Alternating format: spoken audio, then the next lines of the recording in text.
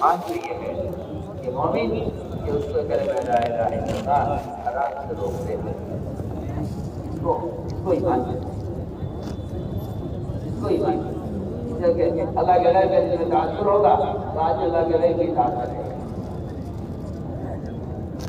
یہ بات بدل یاد رکھو کہ ایمان دل میں چھپنے کی چیز نہیں ہے،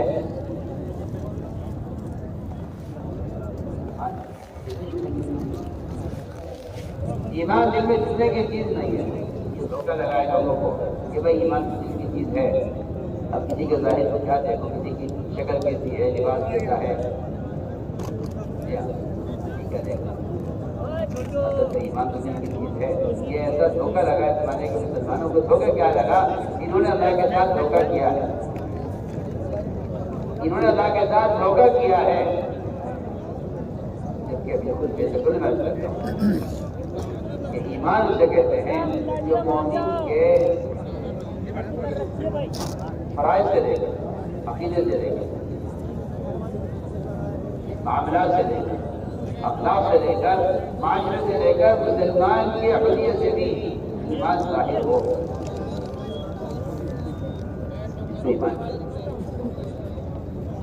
ایمان اسے کہتے ہیں کہ مسلمان کی عقیدت سے ایمان ظاہر ہو۔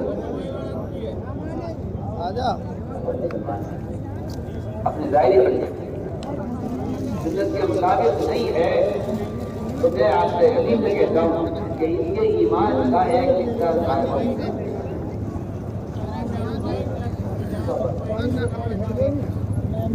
اگر مسلمان اگر اس کا حلیہ سنت کے مطابق نہیں ہے، اس کے ایمان کا ایک حصہ ضائع ہو چکا ہے۔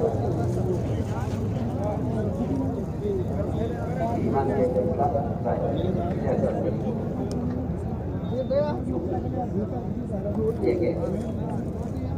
عقائد، معاملات، معاشرہ، اخلاق، ان سارے مجموعہ کا نام ایمان ہے۔ پورے مجموعہ کا نام ایمان صرف فرائض کا ادا کرنے کا نام نہیں، ایمان صرف فرائض کے ادا کرنے کا نام نہیں ہے، ایمان صرف فرائض کے ادا کرنے کا نام نہیں ہے۔ ایمان اس طرح پھیلا ہوا ہے زندگی کے تمام شعبوں میں، اس طرح انسان کی جسم میں روح پھیلی ہوئی ہے، سر کے بعد سے لے کے پیر کے ناخن تک۔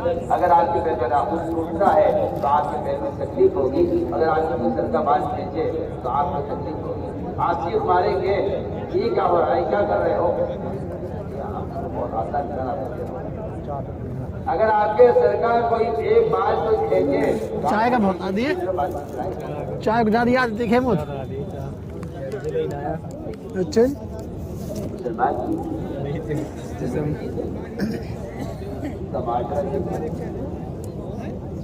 اسے کوئی احساس نہیں ہے کہ آگے بھی لے جاؤ، آگے بھی لے جاؤ۔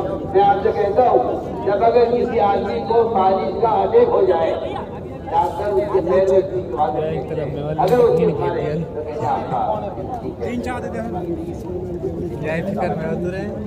اور اگر اسے تکلیف نہ ہو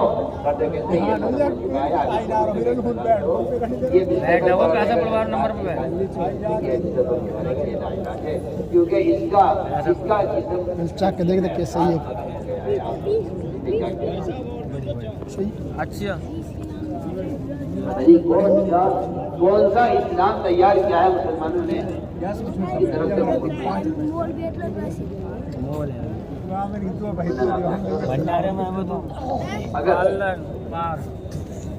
اگر کوئی مسلمان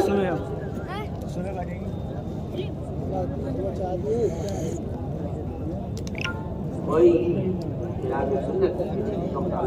ہندو سے لگ رہا ہوں بات کرتا ہوں میری شکل ایسی ہو آپ یہ مطالبہ معمولی ہے،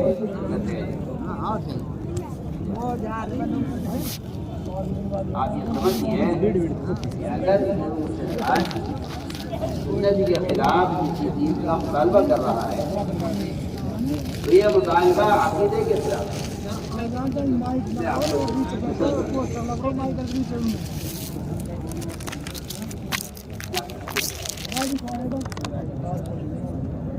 ہوا یہ صحابہ نے دیکھا یہ کفار بڑے چاہ بتائیے پیچھے سمجھ کوئی ہمیں ہٹکا دیا نا ہٹکا دیا سلمان نے ہٹکا دیا ایک گھونٹ پیتے ہوتے ہیں صحیح پیچھے کیا ہم اجازت دیں گے شروع میں آدھے پڑھو نا مگر لینے کے لیے یہ کڑک پتی سلمان کا مزاج یہ بن گیا ہے چاہ کا نام کلنگ ہے وہ یہ سمجھتا ہے کہ ترقی پر تو وہ لوگ ہیں جو مسلمان نہیں ہیں. مسلمان بہت پیچھے چل رہا ہے. یہ بیچارے اپنے اور غیر مسلموں کا مقابلہ ان کو دیکھ کر کرتے ہیں, سمجھتے ہیں ہم پیچھے یہ لوگ آگے جا رہے ہیں. حالانکہ غور کرنے کی بات ہے, یہ کافر کی جنت ہے دنیا, اس کی مسلمان فکر کر رہا ہے. سوچیے میں کیا کہہ رہا ہوں. یہ کافر کی جنت ہے, اپنی جنت میں عیاشی کرے, اپنی جنت میں جو ہے مزے اڑائے, اپنی جنت میں یہ اپنی ساری خواہشات پوری کرے.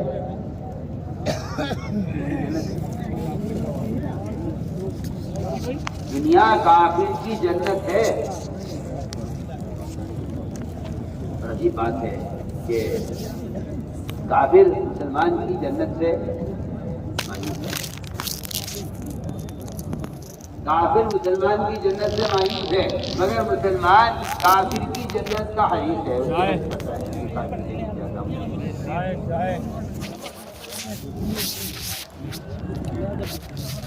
اس زمانے میں مسلمان کافر کی جنت کا حریص ہے, جبکہ کافر مسلمان کی جنت سے نا امید ہے.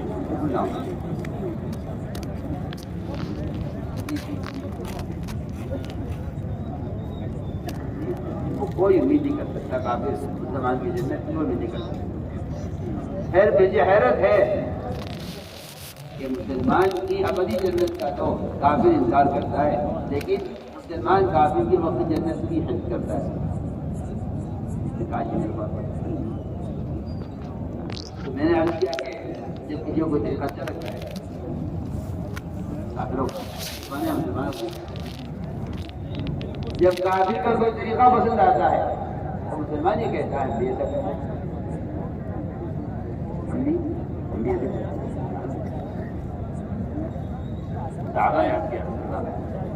یہ فاج ہوتے ہیں, یہ اپنا ہتھیار پکڑ لٹکا دیتے یا کیسا کرتے.